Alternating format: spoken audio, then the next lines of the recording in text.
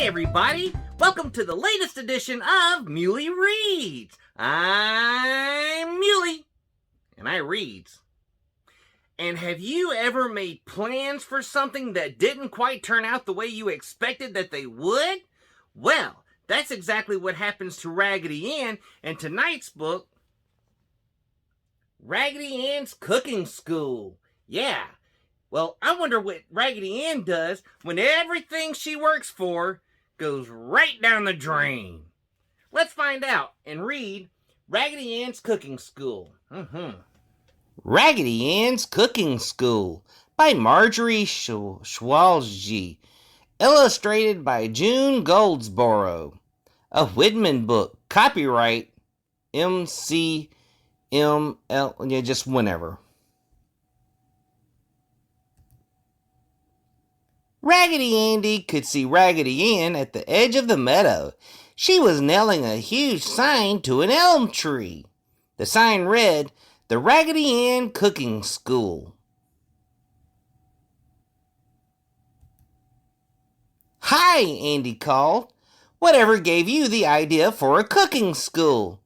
Raggedy Ann answered, "I found this old sign. I painted out the name on it and painted in my name."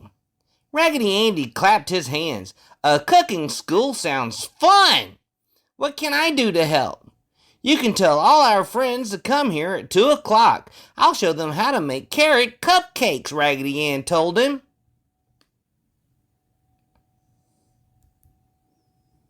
"Oh, good. Everyone likes those," said Raggedy Andy. He hurried off to tell their friends. He invited the squirrels, the rabbits, and the chipmunks. "Come to the meadow at 2 o'clock, he said. "Raggedy Ann has a school.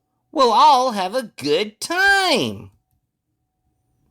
Raggedy Ann was busy collecting bowls and spoons. She gathered up carrots and nuts and raisins. She took all of the things to the place where the sign was. "Now, I want a big box to use as a table," she said to herself. "Andy will help me bring one." She ran to find him. The squirrel family arrived very early, at 1 o'clock. "Look," shouted Sammy Squirrel. "This must be the place for the school. See? Raggedy Ann has put out some nuts for us to eat while we're waiting for school to begin." The squirrels sat down around the nut bowl, nibbling happily. Then along came the rabbit family. Rowena Rabbit said, "Those dear Raggedies have left carrots for us to eat while we're waiting for school to start." The rabbits sat around the carrot plate, munching contentedly. The chipmunk twins came next. "Raisins!" they cried. "What a fine snack for us to eat while we're waiting." Just before 2 o'clock, the Raggedies trudged through the meadow carrying a big box. When they reached the sign, their forest friends were just gobbling up the last of the nuts, carrots, and raisins.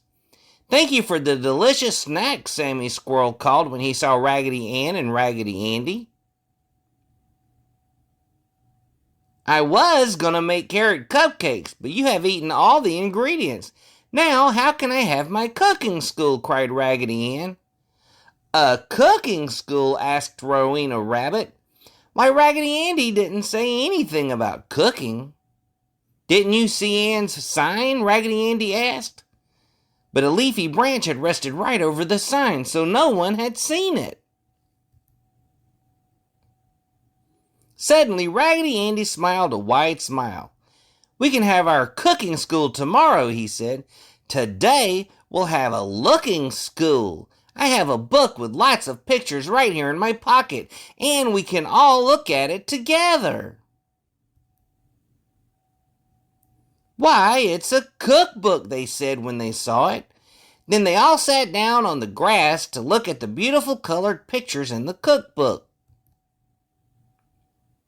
Rowena Rabbit pointed to the first picture. She said, "Carrot cupcakes are the very first ones. I can hardly wait." And see here, said Sammy Squirrel as Raggedy Ann turned the page. Acorn cookies are next. I think those certainly will be my favorites. The Chipmunk twins hopped up and down shouting, after those come apple pancakes, and after those come blueberry pudding, and after that comes hickory nut pie. Let's try all the recipes, one at a time, Raggedy Andy suggested. Then we can each have our favorite. That's a good idea, said Raggedy Ann. Every day we'll try something new. Tomorrow we'll try the carrot cupcakes. The next day we'll make acorn cookies.